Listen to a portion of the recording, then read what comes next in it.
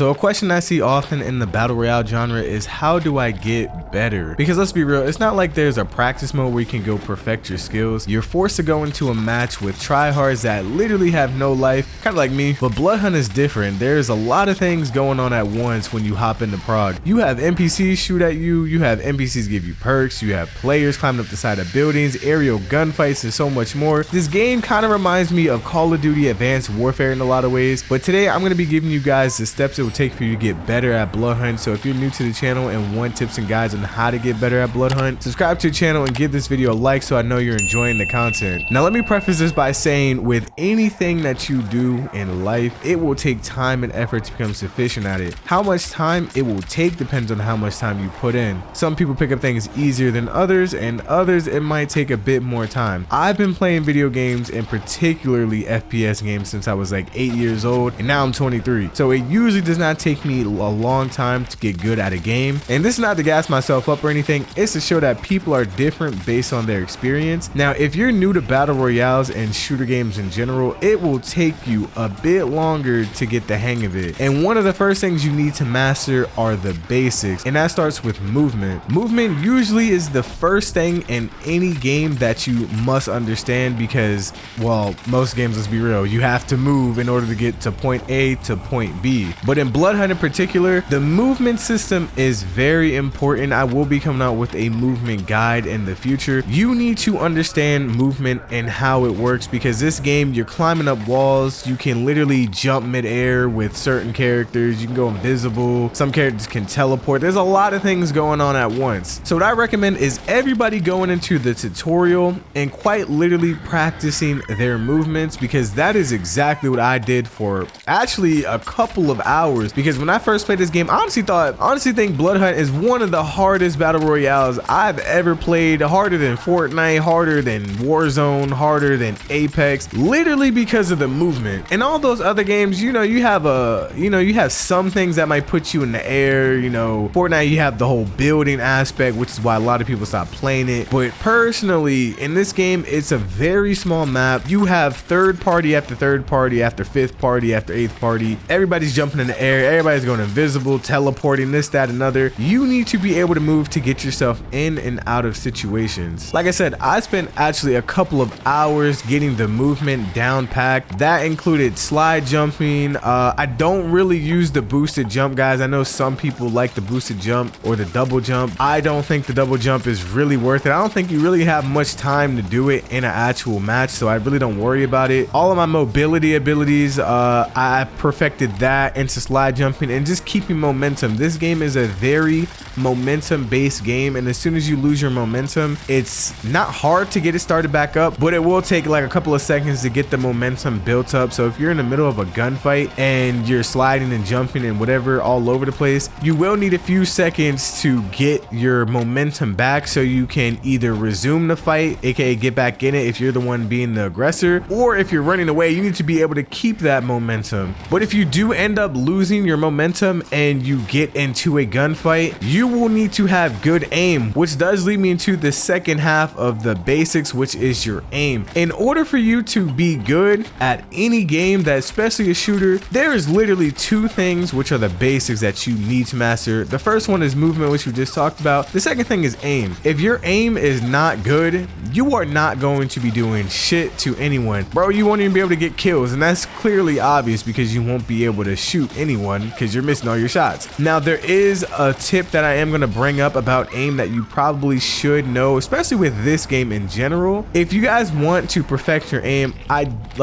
really recommend the tutorial a lot. You do need to hop in the tutorial, and you do need to find the perfect settings for you, because you finding your settings out in a game is not going to cut it. This game is extremely fast paced, and on top of that, you just do not have the time to mess around with your aim mid-match while somebody's trying to kill you. Go into the tutorial, play around with the horizontal and vertical sensitivities, play around with the ADS sensitivities, and if you guys need to, go ahead and change up some of your button assignments or your keybinds, whatever you want to call it. That is going to make you a lot better at the game, because if you can't hit your targets, the movement, you know, you can evade shots and whatnot, but inevitably you're going to lose the fight because you can't kill your enemy. If you guys are looking for controller settings, honestly, I don't play on keyboard and mouse, so I don't know what to tell you guys that play on keyboard and mouse. But if you guys need controller settings, I will link a video down in the description below. I just posted a controller guide or controller settings video on what I personally use. But by all means, you do not have to use these settings. Find out what is comfortable for you. This game does not have a lot of settings to offer. Most games usually have like dead zone and just a variety of settings for you to make your aim better. But this game doesn't have much, so we're kind of working with a small pool of settings. So you got to work with what you have. So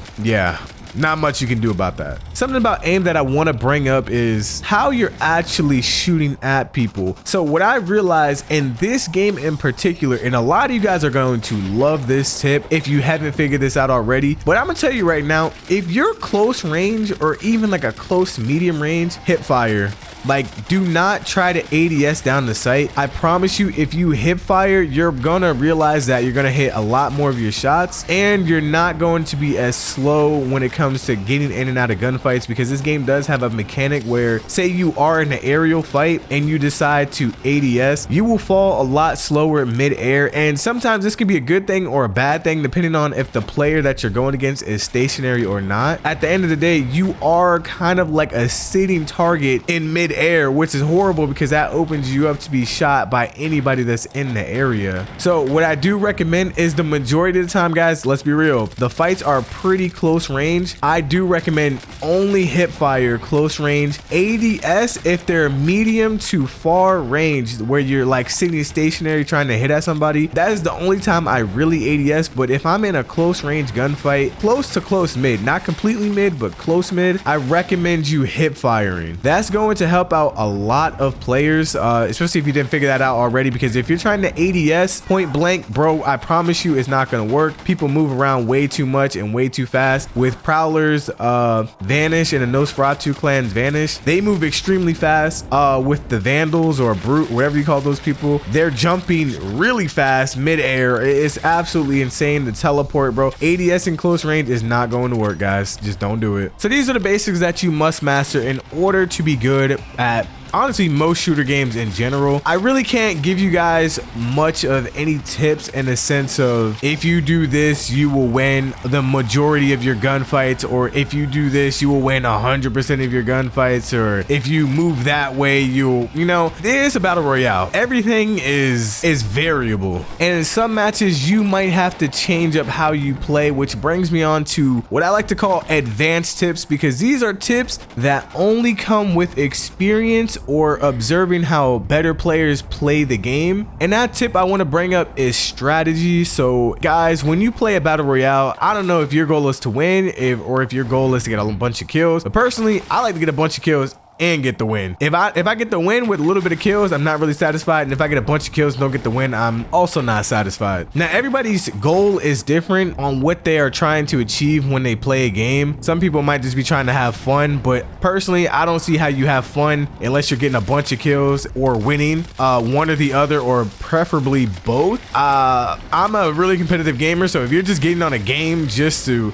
play, like, that's just kind of weird to me, bro. I'm sorry, man. If you're watching this video and that's how you play, bro, you just hop on to not get good. Honestly, I just cannot do something and not try to get better at it. It's just weird, bro. I'm sorry, man. It really is. Depending on your goal is going to determine your strategy. Like I said, every single match is variable, and it changes a lot. So if you like to land at a certain spot, man, and you realize that there's a bunch of people that also decided to pick that spot, you're going to have to play a different way, because most likely as soon as you move out your spawn location, you're going to see a bunch of people all over the place. That's going to change up your strategy for sure, because you might realize that you do not have time to go around eating a bunch of enemies. Also, if it's later in the game and you guys realize, okay, every time I do this I end up losing, or every time I'm not more patient I end up losing, straight up, guys, you need to understand that you need to change up the pace. You cannot play as aggressive as you did when the game or when the match first started than you do at the very end of the game, because in the end of the game a lot of people are trying to go for the win. A lot of people are camping, a lot of people are sitting on top of buildings, hiding in little cracks, crevices, or whatever. They're trying to win the match. So you have to change up the pace. If you cannot understand the pacing of the game, or at least how you want to play it, you're going to get fucked up. In the beginning of the game, honestly, if you're trying to sit around like a sitting duck, it's not going to work. It's not a traditional battle royale where you have a lot of hiding places and you can go where the final zone is going to be and hide and camp out. It's just not going to cut it. This is not that game. If you want to do that, go play Warzone or Fortnite or something where you can go hide in the corner. So in the beginning of the game, it's all about being aggressive, and honestly, that's going to help out a bunch of you guys that especially have problems with movement and aiming,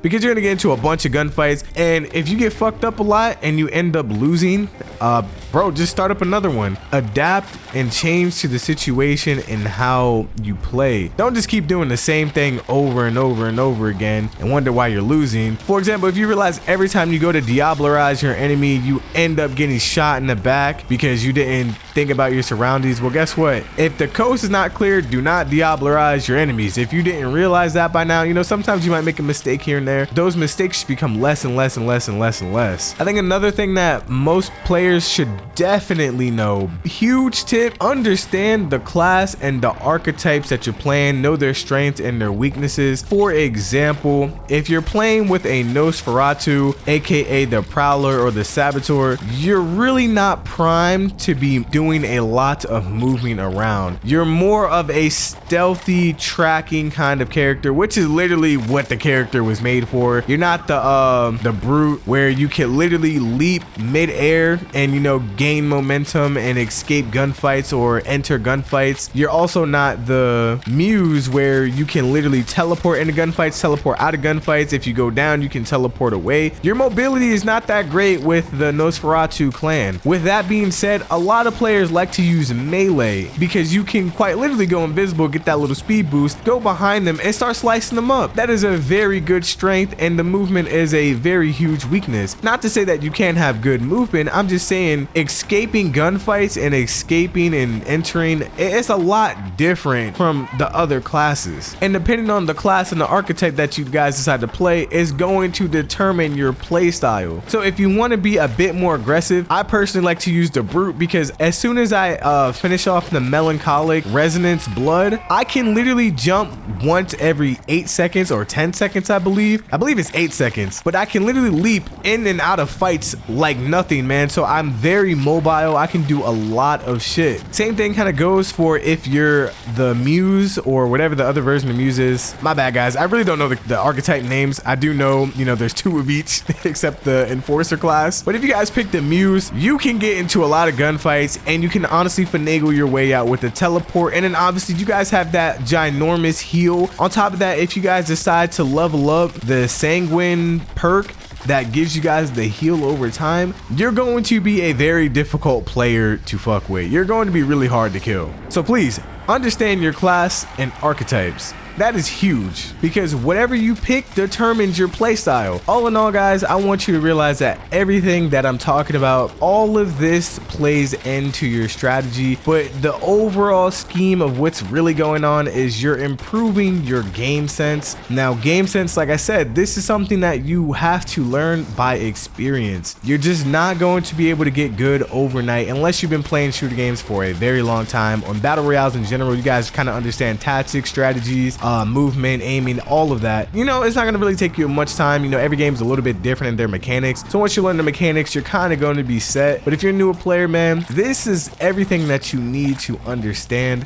This is how you develop game sense. This is how you get good at a game. And to be honest, this is how you get good at anything in life, man. Everything takes time and effort. If you don't put in the time, don't expect the results. If you put in average work, expect average results. It's really kind of just that simple. I don't want to make this video too long, so I'm probably going to end it here. But if you guys found this video helpful, be sure to hit this video with a like and subscribe to the channel. That being said, go ahead and watch my video on how to get better at aim right here, or you could go ahead and watch me completely destroy 2 lobbies back to back, 12+ kills with brute in this video right here.